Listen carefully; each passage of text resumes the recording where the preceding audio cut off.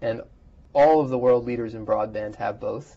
Why are we deciding between these two things which we all want? Let's find a way to have both. And what would the telephone companies or the cable companies' answer to that be? In their view, you can't have both.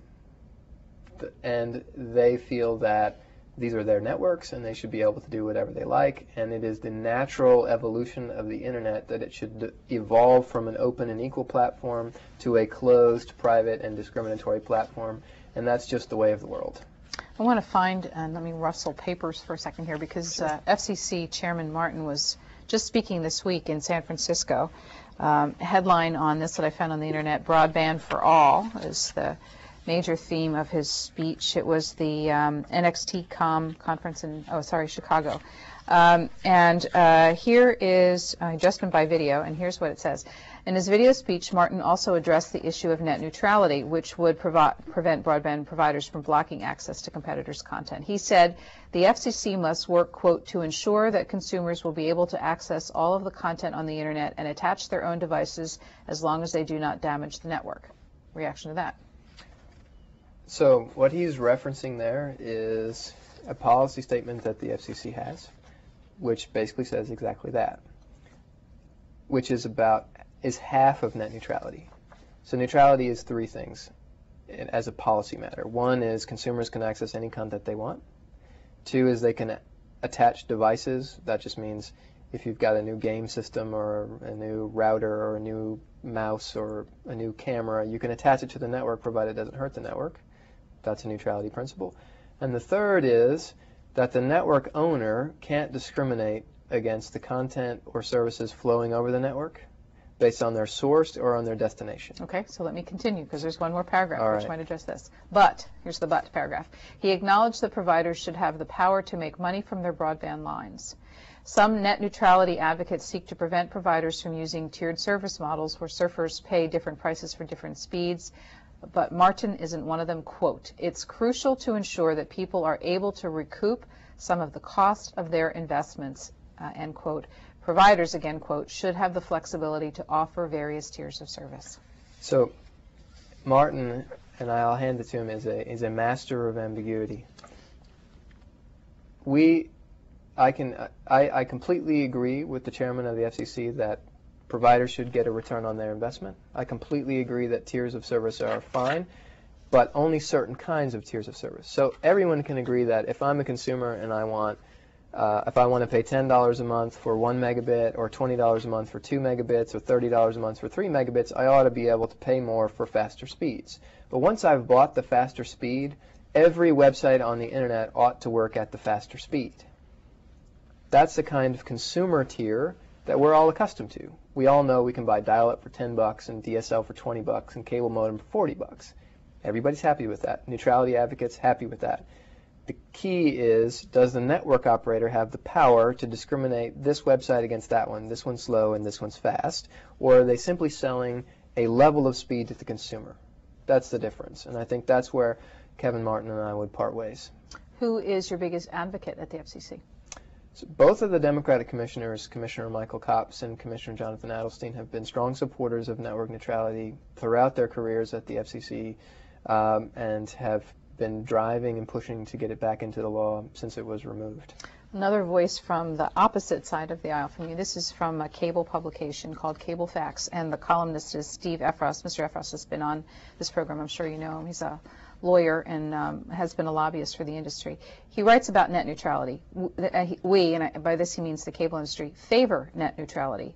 We provide net neutrality, and no one should be allowed to suggest that laws should be written that might change that. In recent filings with the FCC, some public interest groups generated thousands of email filings from folks convinced that the cable and telco ISPs were intending to block, and that's in quotes, various sites on the internet, and that's why net neutrality rules were needed. What do you think those filers would say if they were informed that the ISPs now guaranteed access to any legal site on the web? My view is, if they're not planning on discriminating or blocking, then they won't mind if it's illegal, as it has always been. Second, it's a bit disingenuous to say they don't plan on changing the internet when their CEOs are announcing in the press very clearly their express intent to do exactly that. So the fact that they're not doing it today is direct contradiction to what they say they're planning on doing tomorrow. And if they're not planning on doing any of that, then we can all stand together and write the neutrality principle back into law, and no one will be worse for the wear. What about on Capitol Hill? You've got a Democratic House and Senate. Where's the issue at this point, since last year when you were critical of the legislation led by Republicans, you had some Democratic supporters at the time? We had some Republican supporters at the time as well. Notably, the chairman of the Judiciary Committee in the House, then Chairman Republican James Sensenbrenner, was an advocate of net neutrality. Republican Senator Olympia Snowe was the lead sponsor of the net neutrality bill in the Senate. So it was a bipartisan issue, although it is true that more Democrats were in favor than Republicans last year. I really don't think it's a partisan issue on its merits. I think it was a partisan issue because of the political circumstances of that bill. Right now, what we're looking at is a whole different landscape in telecommunications policy, where we have new chairmen and new committees, and they're really not looking to do controversial legislation in the first part of the year. What they're looking to do is reestablish what the terms of the debate are, to put ideas on the table that weren't on the table in the last few years, to explore what different options may be for solving our telecom and communications policy problems. So what you see in both the House and the Senate is a series of hearings on broad topics, putting people at the witness tables who haven't had a turn to put their voices into the mix in recent years. And I think what you'll see at the end of that process is an effort to turn back to some of the legislation that held us up last year and address some of these issues. You've been invited to testify. What's the major message you convey to the lawmakers? So my point is, both in the House and the Senate when I testified in the spring, we have significant problems in bringing broadband connections, high-speed internet connections to the American public. We have a great opportunity to preserve and enhance the internet, both as an engine of speech and commerce. And what we need is a national broadband strategy. And the cornerstone of that national broadband strategy is a neutral and open internet. And step two is, how do we bring a neutral open internet, higher speeds, lower costs, and universality? And I laid out a wide variety of proposals about how to go about doing that. Step one being, let's study the problem and make sure we understand exactly how to go about solving it. Okay, so you've got these 250,000 emails over at the FCC. You've got a Congress that's in establishing mode or somewhat stasis. You've got a telco and cable industry, which you acknowledge really isn't doing anything about this yet because of public attention on the issue. So where does this all go? So right now we're in a bit of a stalemate, which you've just described very accurately.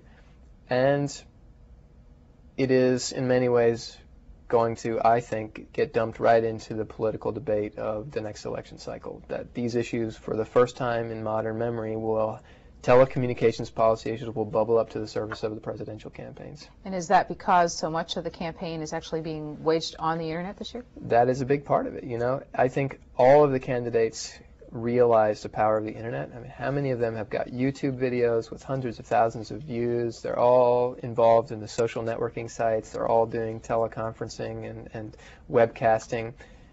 Everyone recognizes the power of the internet, and I think people are very wary to do anything to the internet which is going to change the way it functions. And they're getting a sense that the internet activist community involved in politics, involved in civic activities, is very potent, and that it is a force you want on your side as opposed to against you, whether you're a Republican or a Democrat. One of the debates coming up very soon is a co-sponsored one by CNN and Google. Mm-hmm.